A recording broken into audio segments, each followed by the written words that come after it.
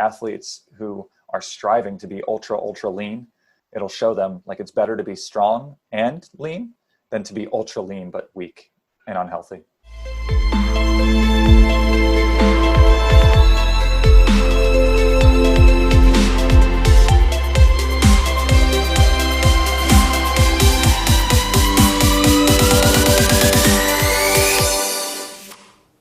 Hello and welcome. You are listening to Wise Nutrition Podcast. I'm your host Daniel Weiss, and in this episode I speak with Matt Bach on topic of relative energy deficiency.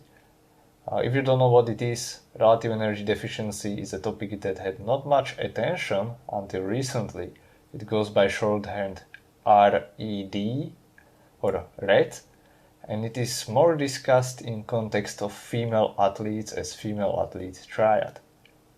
Relative energy deficiency is a state when athlete does not fuel their body properly, and often it is unknowingly, sometimes knowingly, but it is especially common among endurance and aesthetic athletes, like dancers, runners, triathletes, and bodybuilders. And while research on this topic is pretty scarce, it also affects male athletes. So here are some of the symptoms of REDs or REDs.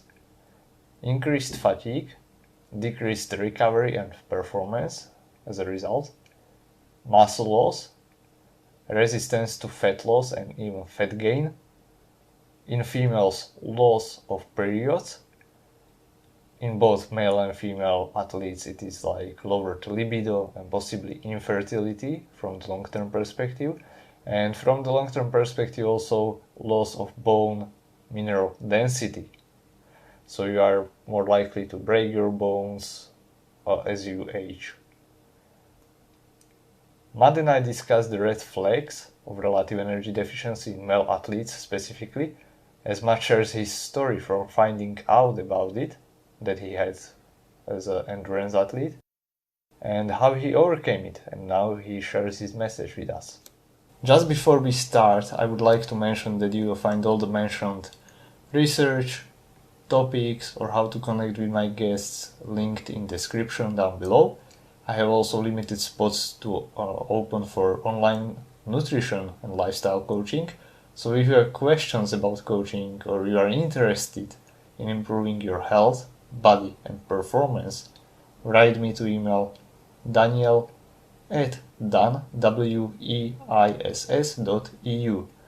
You'll find the link also in the description down below. Now to the podcast episode as I start answering Matt's question, how I got introduced to relative energy deficiency. So why I have personal interest in these things is that actually I have a suspicion that I was also like in the state of relative energy deficiency. Like many times I lost a lot of muscle mass because when I started like training heavily, I was heavily invested into running and running training, and as a result I lost a lot of weight, which was good initially, but then my recovery started to go down the toilet, my performance starting to dip, and so on. So all these signs, but that's what I found like years afterwards, So I don't know about my blood work because I have never had it done, at least not in the stage when I would I would have suspicion that I was in that state. But later, I started working as a coach. I started to be interested in nutrition, and that's how I found out also about REDs or relative energy deficiency.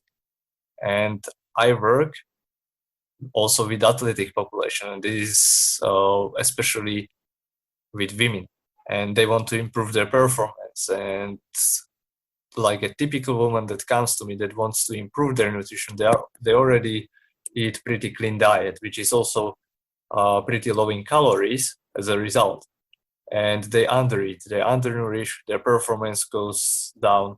And when they start eating more, suddenly their performance starts to improve, but they are afraid to eat more because they think that they will gain weight or get fat, right? And when I ask them, like, do you have your period? Is it like, do you have it regularly? Often they say like, no, it's not the case. I haven't had my period, or it is not regular.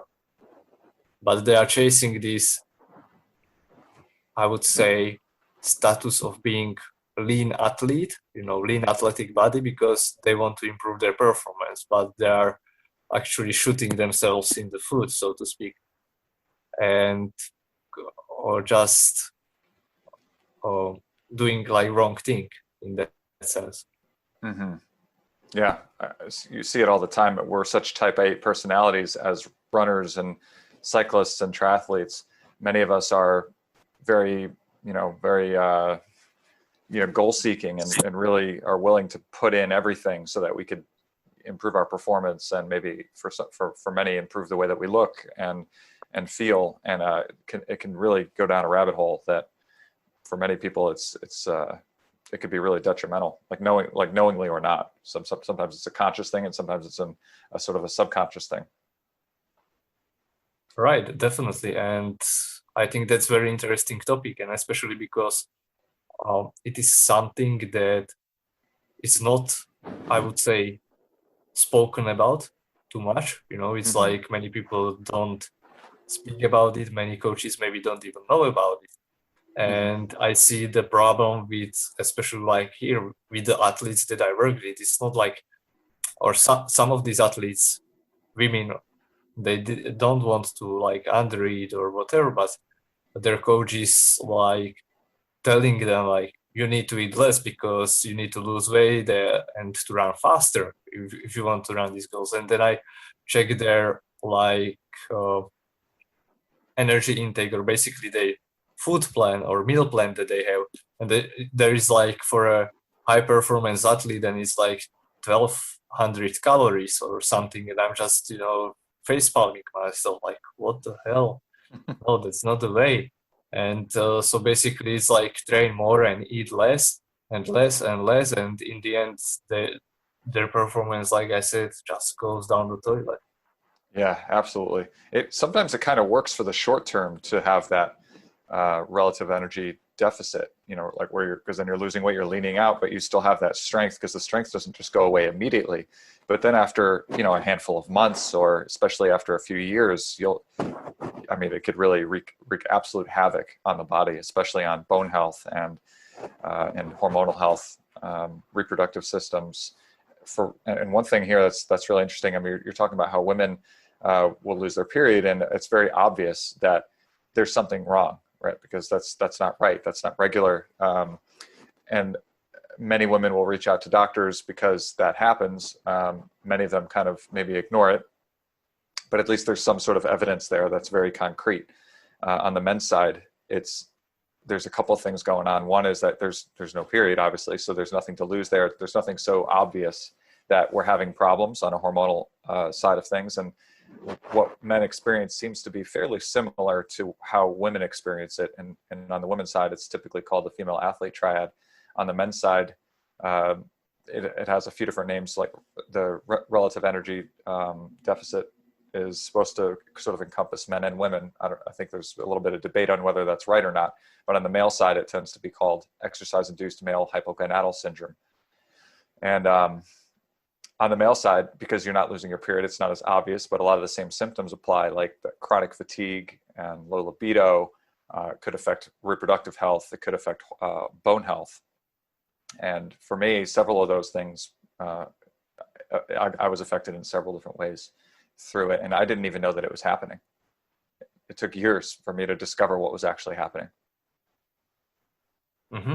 Yeah, we will definitely get to that, but I would like to take it step by step, because you also mentioned many different venues or topics that we can go through.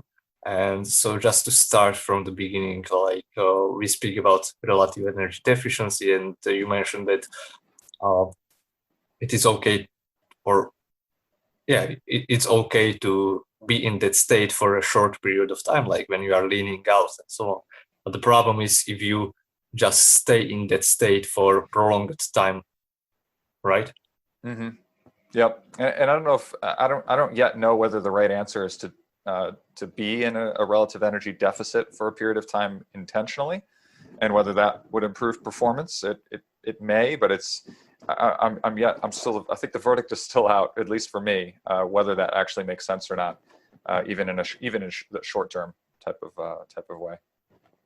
Yeah, so let me tell like how I look at it. I don't think that it would improve performance. If it would be like in a very, very short period of time, because what we know from performance nutrition perspective, it's like if you are eating for performance, you don't care about weight loss, right?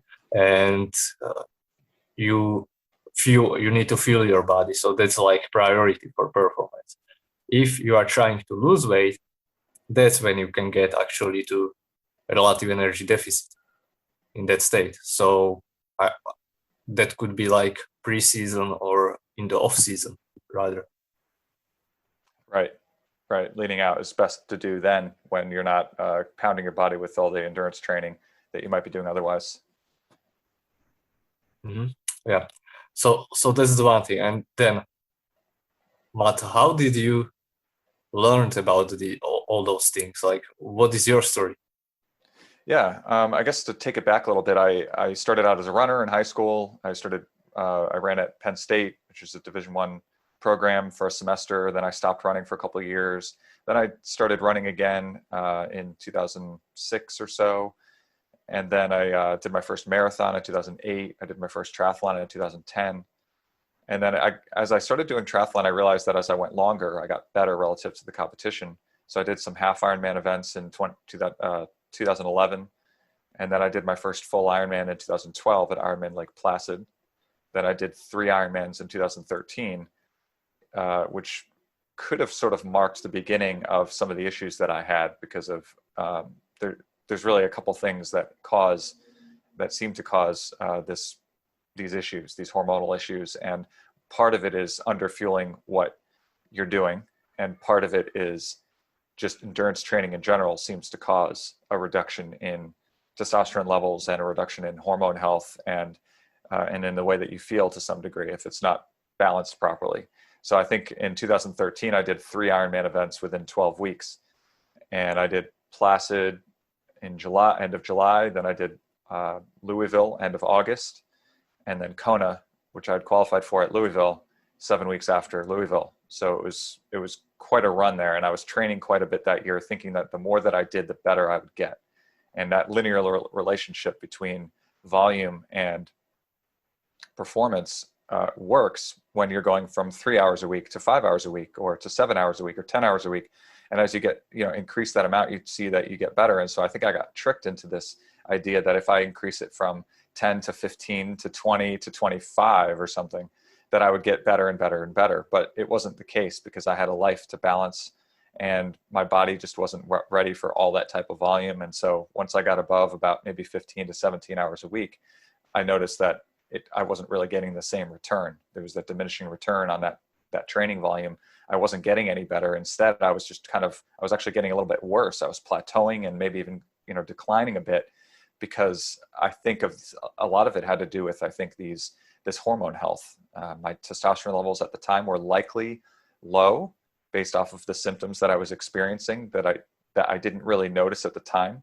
I only noticed that I was experiencing those symptoms in hindsight, looking back after I had discovered what these issues were, and that this, exercise-induced male hypogonadal syndrome existed, which I didn't even know existed until 2015. So it was in 2013, I think I started sort of overtraining, maybe underfueling to some degree. 2014, I had a great season, and I ended up having a breakthrough. I won Ironman Maryland in 2014.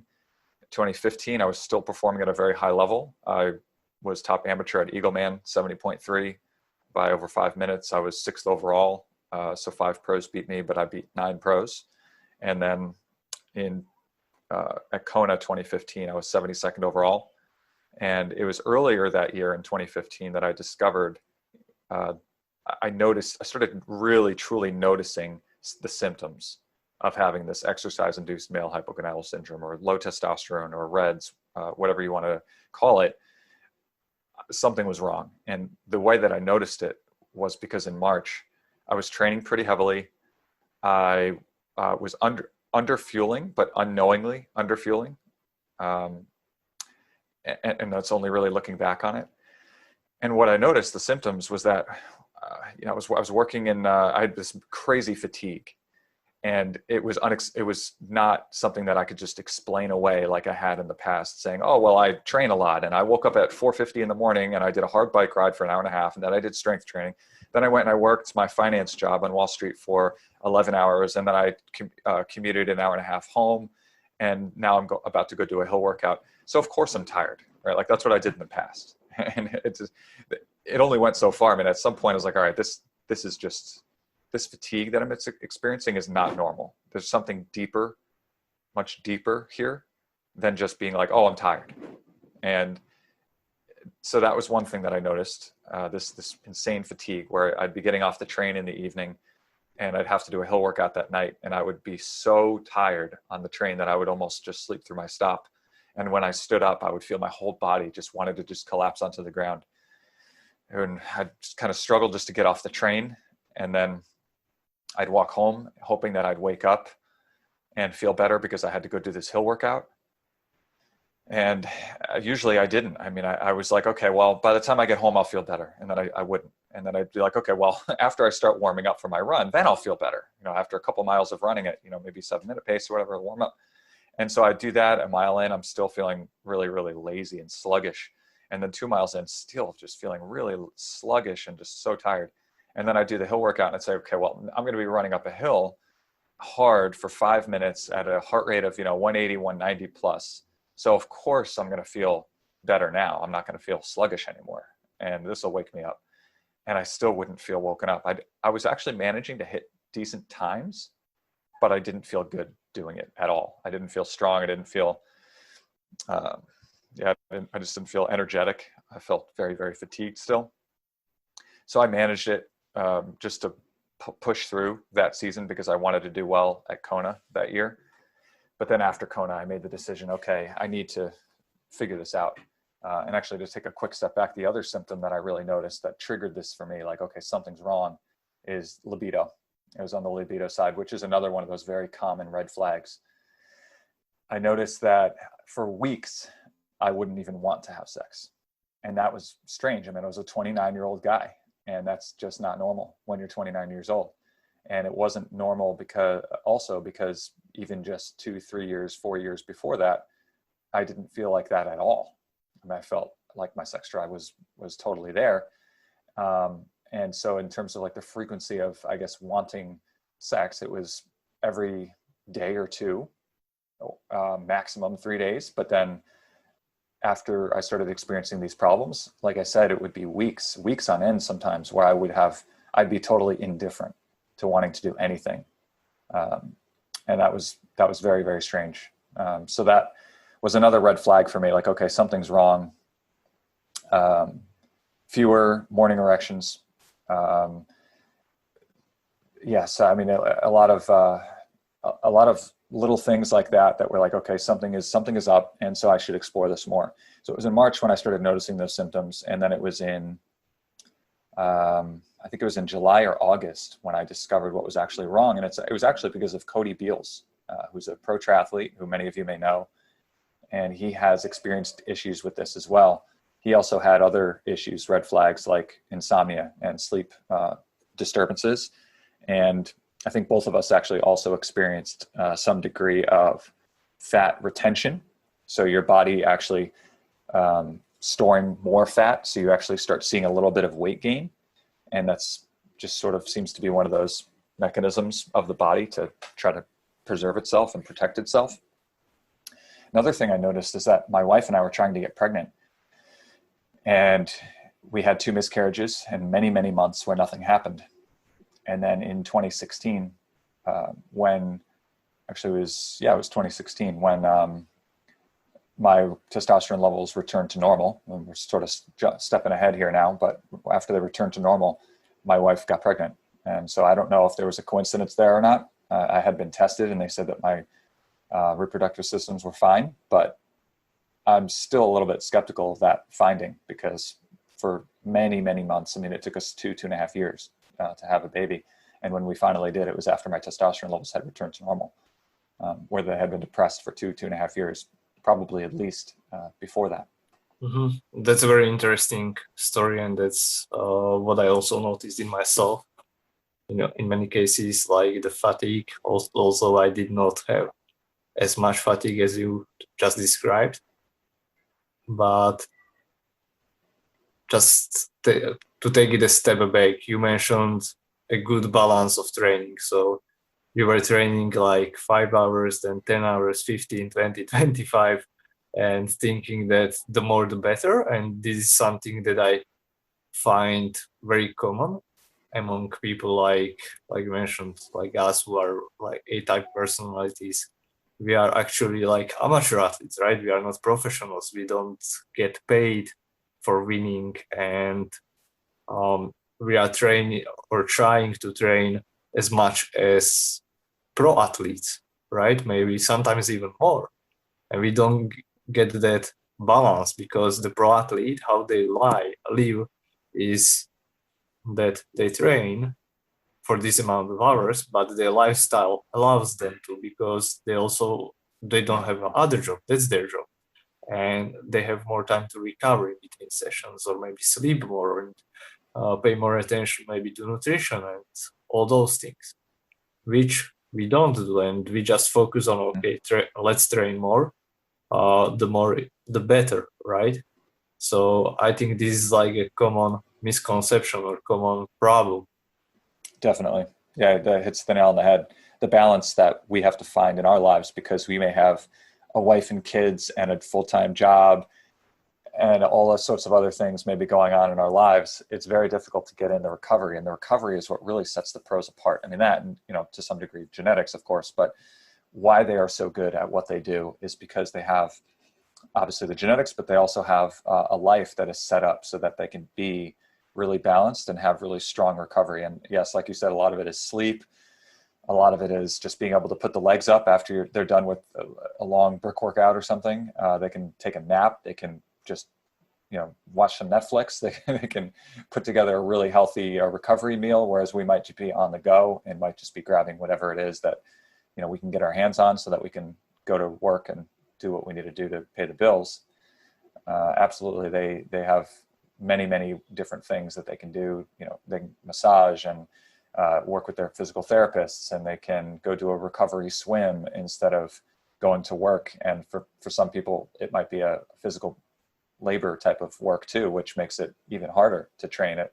That balance, that proper balance of training might actually be less, because what you're doing at your job is another kind of stress, physical stress. And there might be other types of stress too, emotional and mental stress that happen at work, and that could make your recovery less than perfect. Yes, exactly. And I think that in that case, specifically for people like what we mentioned, like these amateur athletes who are trying to improve, actually doing less is in that case much better. And I noticed it in myself that once I started training actually less, but having, let's say, better quality of the workouts, I was able to recover better. I was able to actually improve in my training, in my performance. So, for example, from 2 1-hour sessions, I would do just one 1-hour session. So I cut my volume to half, but the intensity was actually higher. And I was able to improve in that sense.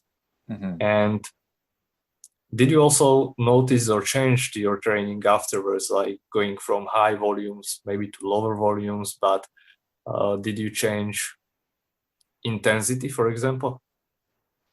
Yeah. So in 2015, well, here's like a quick top level overview of kind of the volume and the intensity. So in 2013, intensity was zone 3, zone 2, zone 3, kind of that middle of the road sort of dead zone type of training. And I was just doing too much of it, and that was causing problems. I think in 2014, exactly as you just described, I actually brought my volume down because I started working with a coach. My volume went down. I was actually only training about 12 hours a week, but there was a lot of intensity there. And there was a lot of high quality low quantity type of approach. And I got a lot better in 2014. I had a really, really good success, and I didn't feel bad from the standpoint of hormonal health and that fatigue and libido that I was talking about. 2015, though, kind of increased it, and I think just pushed the volume up to 15, 16 hours a week with a lot of that intensity and a pretty long season that started sort of in like January, February in terms of harder training. And that, I think, was what drove me down. That combined with the fact that I was under fueling myself inadvertently, just accidentally. And so then in 2015, I was training at that pretty high level with a good amount of volume, a good amount of intensity. And the combination of those two things, plus the underfueling, I think brought the symptoms to the forefront and made them very noticeable.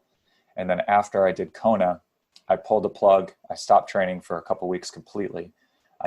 All throughout this, by the way, I had been tested for testosterone levels, and I found that my total testosterone levels were as low as 153. So, and just for the reference range is between 300 and 1,000. And I was at 153. So I was definitely low. And that was in August of 2015, about 2 months before Kona. And then after Kona, after taking 2 weeks off, my testosterone levels had already jumped up to around 300. So I was on the low end of normal, even just by taking 2 weeks of no training and just maybe packing on a little bit of weight and eating more too. And then I was trying to figure out a way on my own to have normal testosterone levels and still be able to train in the big capacity that I was trying to train. And at that time, I was actually trying to go pro. So I was trying to see if I could leave the Wall Street world and make a go at it as a pro triathlete who can actually make ends meet. And I was thinking about it, was trying to make it work, trying to figure out how to make that happen. But I was experiencing these problems too on the hormone side. So I was really working to try to keep the hormone levels healthy in that 300 to 500 range, but be able to train at a level that I would need to train in order to be a professional triathlete and really compete at that level. And I was failing at doing it. It wasn't working. I started training again, even to a moderate degree, and found that my testosterone levels had dropped again to, I think right around 200. And then as the season progressed, I would have dropped even lower. I probably would have been back right where I was. So it was in 2016 though, that I actually still at the end of 2015, when I was trying to work through that, I had met with a doctor, and I think this is interesting for people to hear. I met with an endocrinologist. An endocrinologist is somebody who literally, that's all, they specialize in hormones. And I described my symptoms and I described my experience. And I told her that I suspected that I had this exercise-induced male hypogonadal syndrome. I thought my overtraining was causing some of these problems. And she had never heard of the link between endurance exercise and hormone health in males. And I was floored by that. The fact that she wasn't even aware that existed just is a reflection of the fact that people don't talk about it enough. People aren't very aware of it. And it needs to be spoken about more, because it's something that could really help or really hurt, a lot of these male athletes out there. And I think it's a lot more common than people know. So I was sort of, I could tell that she was the kind of doctor who mainly worked with older males who maybe were having trouble in the bedroom, and they decided to go to the doctor, and the doctor says, here, have this testosterone cream, and here you go, you're good to go. And then the guy's happy, and everybody's happy. But in this case, I told her I cannot take testosterone because it's a banned performance enhancing drug. It's banned by WADA and USADA.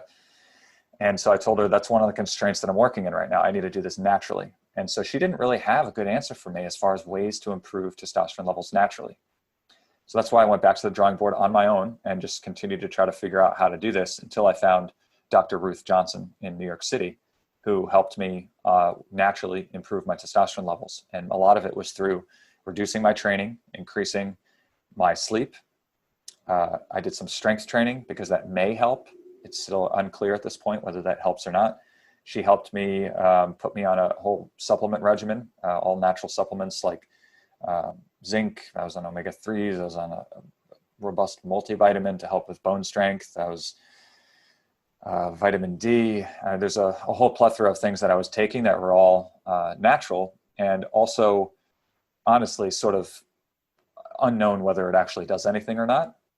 there's minimal evidence to show that it really does. And it's not something that if you're training and eating improperly, those supplements, no way are they going to overcome the problems and stop you from having the problems. It's really a thing that those supplements may help at the margins.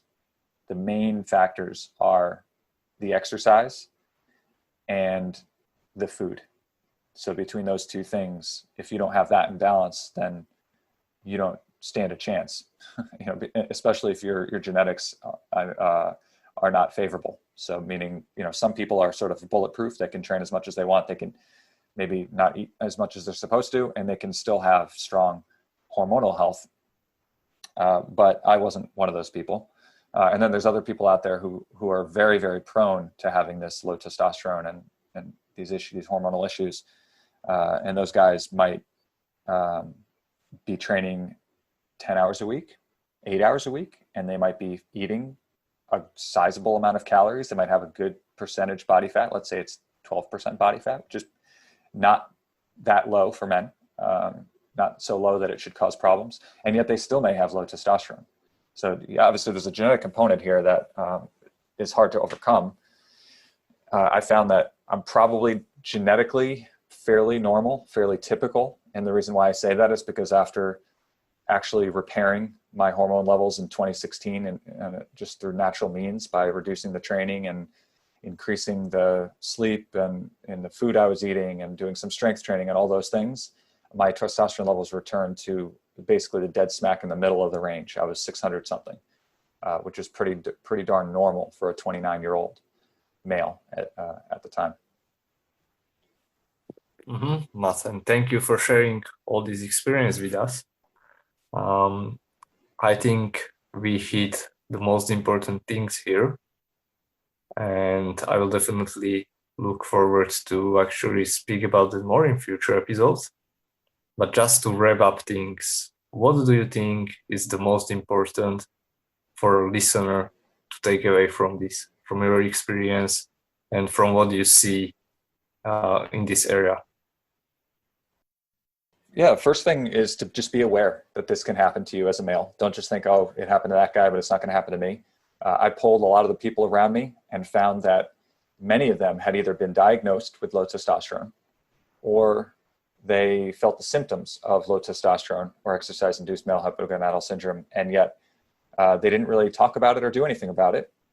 So be aware that it can happen. The other thing, big takeaway here is go get blood work done, because that you'll just see it in the numbers. If you are experiencing some of those symptoms and you see it in the numbers, then a doctor would clinically diagnose you with exercise-induced male hypogonadal syndrome. And these can cause problems over time, not just with chronic fatigue and with low libido and possibly with reproductive health. If all three of those things aren't that important to you, maybe your sleep isn't that important to you, and you just want to put up with it because you love the sport so much that you're doing.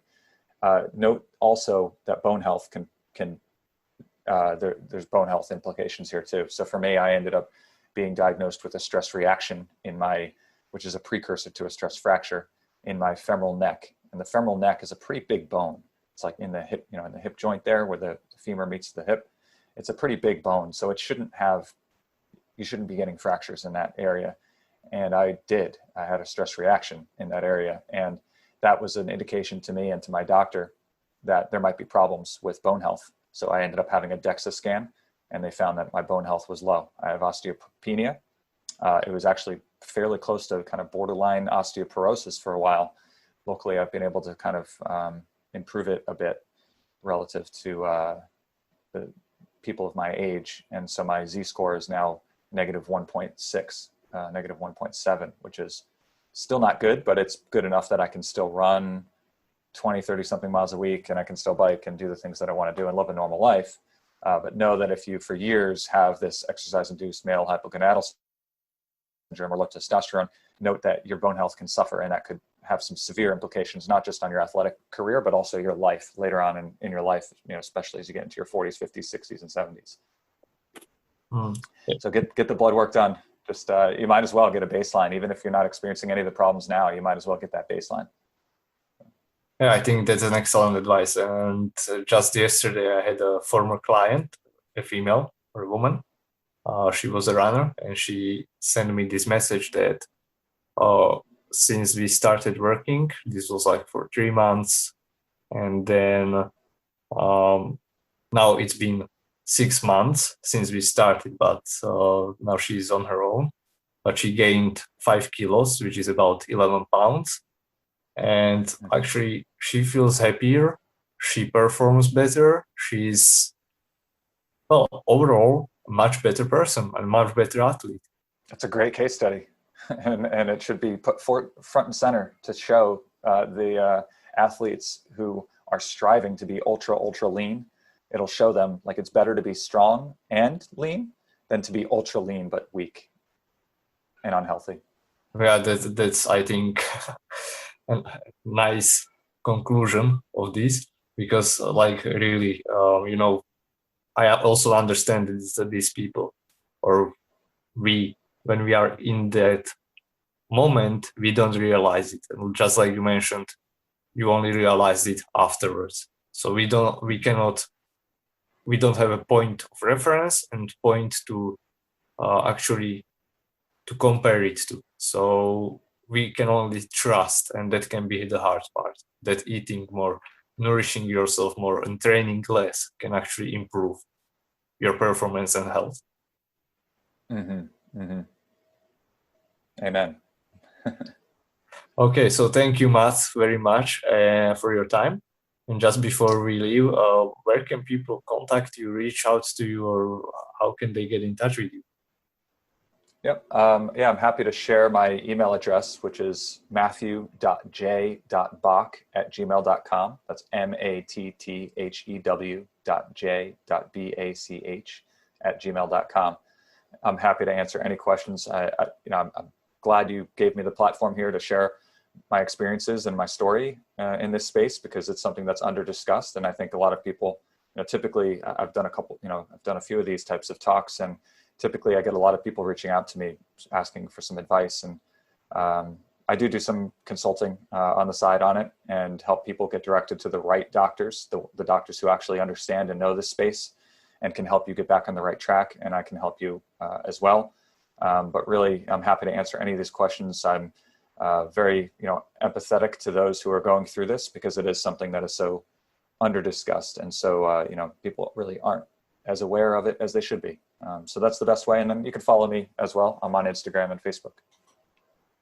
And for everybody, you can find all these notes down in the description or in the article or wherever you find these.